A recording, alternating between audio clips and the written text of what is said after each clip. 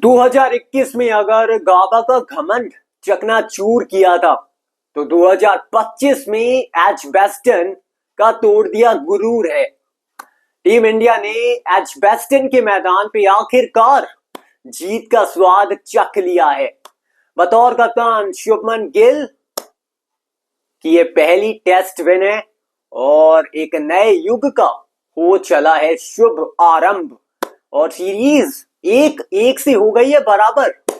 और करते हैं बात कि इस दूसरी टेस्ट मैच में भारत के लिए कौन वो जीत का नायक बना है, कौन वो हीरो बन के उभरा है इस दूसरे टेस्ट मैच में। तो देरी किस बात की, सेलिब्रेट करते हैं इस दूसरी टेस्ट मैच की जीत को।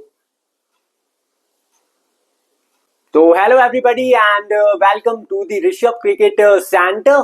और इससे पहले कि मैं शुरुआत करूं, अगर आपने हमारी इस वीडियो को लाइक नहीं किया है तो प्लीज जरा लाइक कर दें। चैनल को अगर आपने सब्सक्राइब नहीं किया है तो प्लीज दोस्तों चैनल को आप जरा सब्सक्राइब कर दें।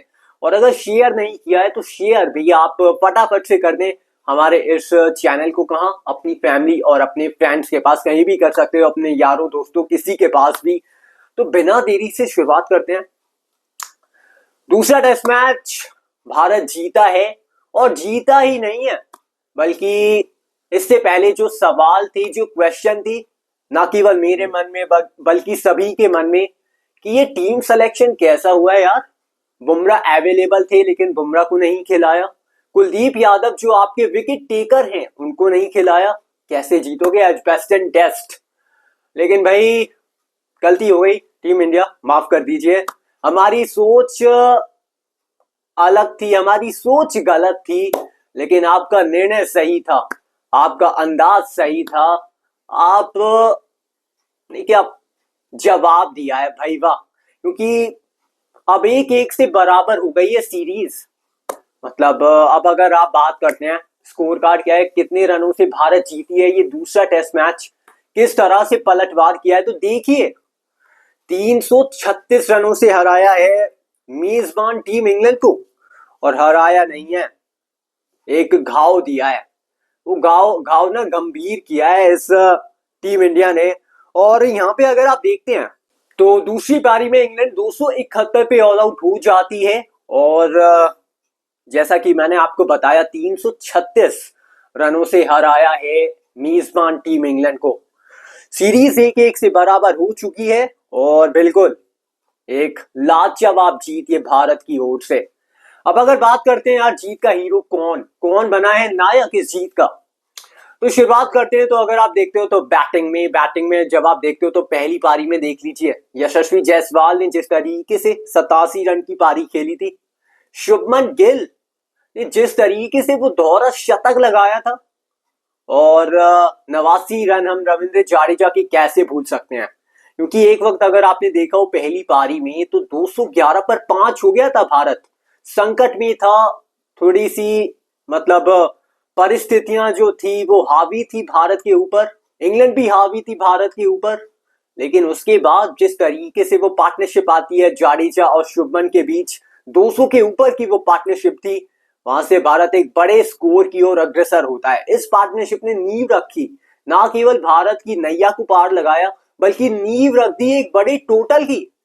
और उसके चलते पहली पारी में भारत बनाती है 587 रन, जिसमें दोहरा शतक शुभमन गिल के द्वारा। और फिर जब इंग्लैंड आती है बल्लेबाजी करने दूसरी पारी में, यहाँ पे अगर आप देखते हैं तो 407 पे हो जाती है ऑल आउट। लेकिन 6 बल्लेबाजों ने तो खाता भी नहीं खोला था, 6 बल्लेबाज तो डक पे आउट हो गए थे। उसके बावजूद 400 के पार उनका आंकड़ा पहुंच गया था। बहुत क्रूशियल वो पार्टनरशिप थी, बहुत बड़ी वो पार्टनरशिप थी जेमी स्मिथ और हैरी ब्रुक की, जिसकी बदौलत 400 के पार जा पाई थी इंग्लैंड। जिसमें अगर आप देखते हैं तो भारत की ओर से पहली पारी में आकाशदीप ने कमाल की गेंदबाजी करी, मोहम्मद सिराज ने 5 विकेट चटकाए पहली पारी में और 407 पे ऑल आउट किया इंग्लैंड को उनकी पहली पारी में। जब दूसरी पारी में बैटिंग करने आई भारत तो पहले 10 ओवर में अच्छी शुरुआत मिलती है भारत को, 30 तरार थोड़ी शुरुआत भारत करती है वो शाम। उसके बाद जब आप देखते हो तो भारत के लिए एक बार फिर से शतक लगाते हैं कप्तान साहब शुभमन गिल, जिसकी बदौलत अगर आप देखें तो ऋषभ पंत का उसमें अर्धशतक था, केएल राहुल का अर्धशतक था दूसरी पारी में, जिसके चलते भारत एक बार फिर से बड़ा स्कोर बना पाया दूसरी पारी में। दूसरी पारी में भारत ने बनाए 427, 6 विकेट के नुकसान पे भारत करता है पारी को डेक्लेयर, और उसके जवाब में आप देखो इंग्लैंड 271 पे ही हो जाता है ऑल आउट, और भारत ने मुकाबला जीत लिया 336 रनों से। अब अगर देखते हैं बैटिंग की ओर से भारत के लिए किसने वो काम किया जो बाकी बल्लेबाज कर सकते थे। कप्तान शुभमन गिल, पहली पारी में दोहरा शतक, दूसरी पारी में शतक, जिसके चलते भारत दोनों पारियों में ना बड़ा स्कोर खड़ा कर पाई। और बैटिंग के अगर आप देखोगे बैटिंग की ओर से तो आप शुभमन गिल का ही नाम लोगे, और जब आप गेंदबाजी की ओर से देखते हो मोहम्मद सिराज पहली पारी में, बुमराह नहीं थे, लेकिन उसके बाद बतौर सीनियर मोहम्मद सिराज ने जो रोल अदा किया, जिस तरीके से गेंदबाजी करी और जिस तरीके से विकेट्स चटकाए, और ऐसा लगा नहीं कि दबाव में हूं, क्या लाजवाब गेंदबाजी।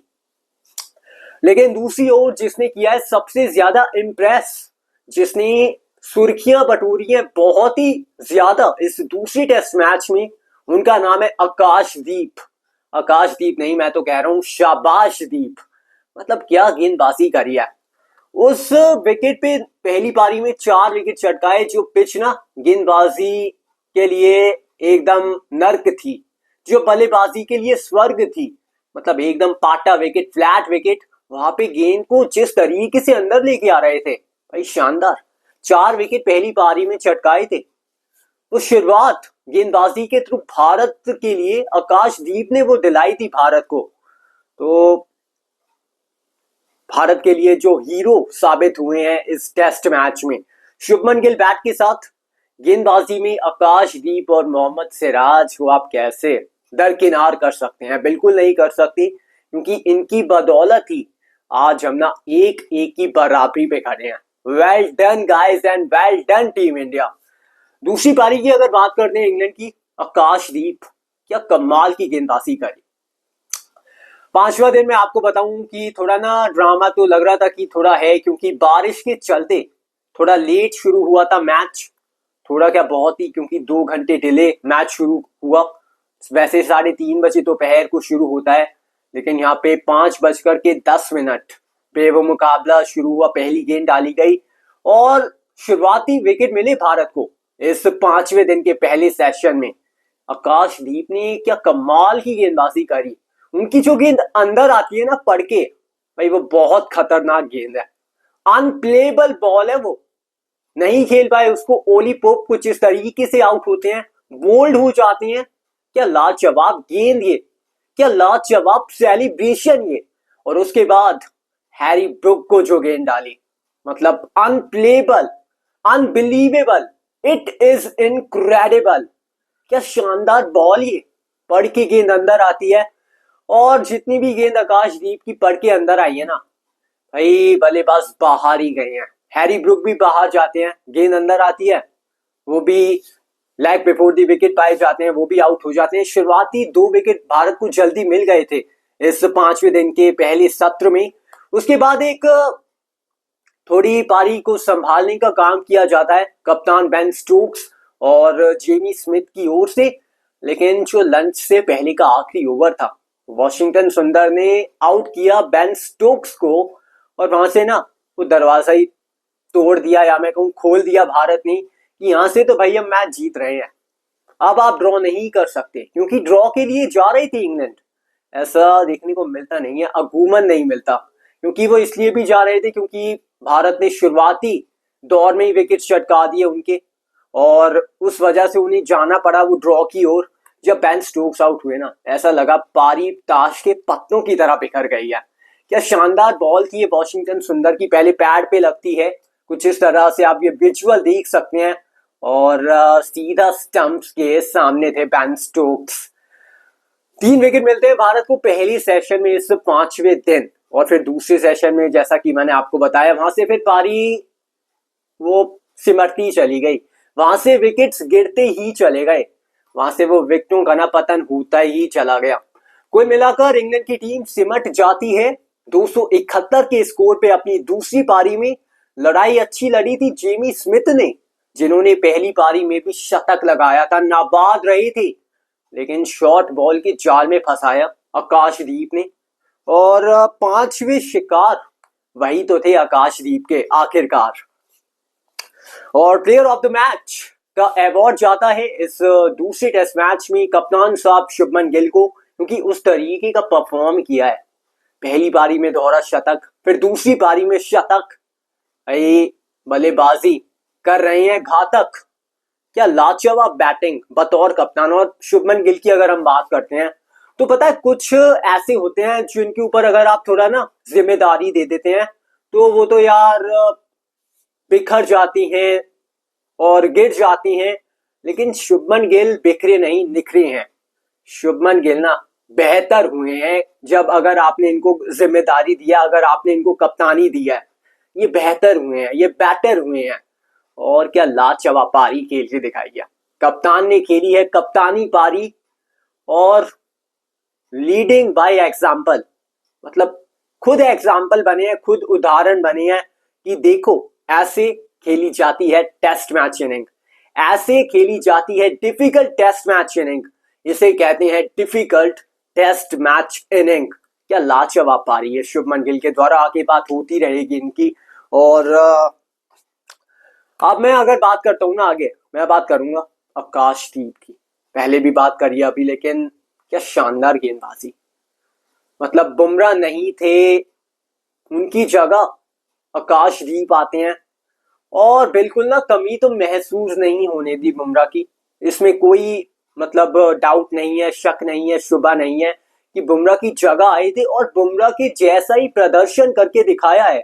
हाँ, बुमराह और इनमें जमीन आसमान का फर्क है, लेकिन बुमराह की जगह आए थे और बुमराह जैसा प्रदर्शन किया है आकाशदीप ने। भारत ने इस टेस्ट मैच को जीत लिया है कितने रनों से? 336 रनों से। और ये आंकड़ा मैं अब आपको दिखा देता हूँ।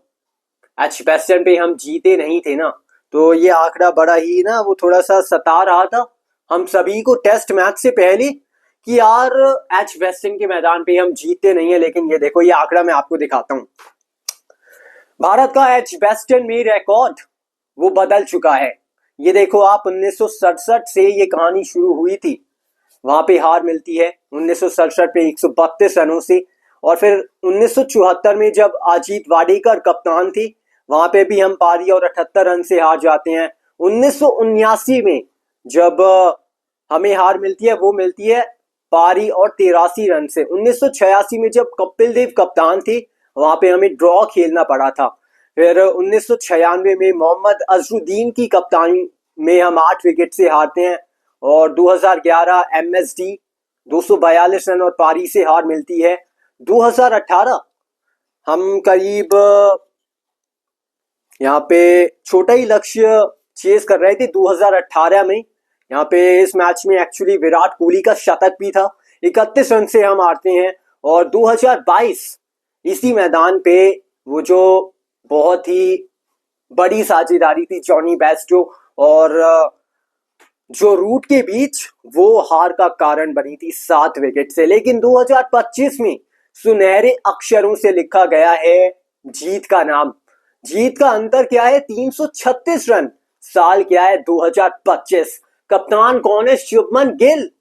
भाई शुभमन गिल ने ना केवल अपनी स्किल दिखाई है, बल्कि वो जीत वाली फील भी दिलाई है इस मैदान पे।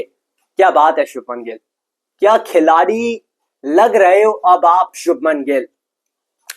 तो ये तो मैंने बात करी भारत के एजबेस्टन के रिकॉर्ड की, जो कि बदल चुका है। भारत ने एक हिस्टोरिक मुकाबला जीत लिया है, तो बहुत ही बड़ी विक्ट्री है भारत के नजरिए से, क्योंकि अब सीरीज जो है वो 1-1 से बराबर हो चुकी है। और जो तीसरा टेस्ट मैच है वो खेला जाना है लॉर्ड्स के ऐतिहासिक वेन्यू पे। तो 1-1 से बराबरी कर भारत लॉर्ड्स जा रही है और उम्मीद यही रहेगी। अब तीसरे टेस्ट मैच में बुमराह भी आ जाएंगे। और अब इंग्लैंड के नजरिए से अगर मैं बात करता हूं, अब आप देखिएगा इंग्लैंड ना यहाँ से उनके अंदर एक अब वो डाउट पैदा हो जाएगा कि अब हम इतनी फ्लैट विकेट दें उनको कि वो दोबारा ऐसा स्कोर खड़ा कर सकते हैं, क्योंकि ये डाउट आएगा। क्योंकि यहाँ पे इतनी फ्लैट विकेट थी ये कि पांचवें दिन भी वो मदद तो थी लेकिन कोई इतनी खासी नहीं थी, लेकिन फिर भी मदद तो थी। मैं ऐसा नहीं कहूंगा बिल्कुल मदद नहीं थी गेंदबाजों के लिए। रफ का इस्तेमाल कर रहे थे जाडेजा और वॉशिंगटन सुंदर। तो अब यहाँ से इंग्लैंड सोचेगा इस तीसरे टेस्ट मैच में कि क्या अब हमें फ्लैट विकेट बनानी चाहिए, क्योंकि इंडिया ने इतनी जबरदस्त जीत अर्जित करी है। तो वो सोचेंगे अब बहुत बार कि क्या फ्लैट विकेट हम दें अब लॉर्ड्स के मैदान पे। अब लॉर्ड्स पे जैसा कि हमें पता है यार, थोड़ा सा हमें वहां पे गेंदबाजों के लिए मदद वाली विकेट ही मिलती है। अगूमन हम वहां देखते हैं कि गेंदबाजों के लिए मदद रहती है, बहुत रेयर होता है लॉर्ड्स में कि बैटिंग के लिए अनुकूल हो परिस्थितियां, बहुत रेयर होता है। तो बिल्कुल बात करी हमने इस दूसरे टेस्ट मैच की जिसमें भारत ने इतिहास रच दिया है, रोर मचा है, शोर मचा है। टीम इंडिया ने इतिहास रचा है। जैसे तोड़ा था 2021 में गैबा का घमंड, वैसे ही अब 2025 में एजबेस्टन के गुरूर को तोड़ा है। क्या बात है team India, well done team India. और भारत ने ये मुकाबला 336 रनों के बड़े विशाल मार्जिन से जीत लिया है। 1-1 की बराबरी हो गई है इस सीरीज में। और बस अब आज के लिए और अभी के लिए इतना ही है। अगली मुलाकात आपकी और मेरी होने वाली है कब? कल। तब तक के लिए take care and good bye.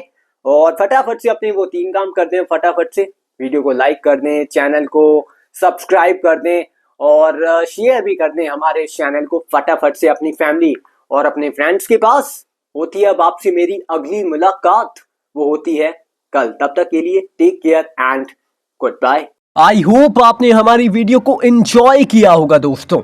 Thank you for watching.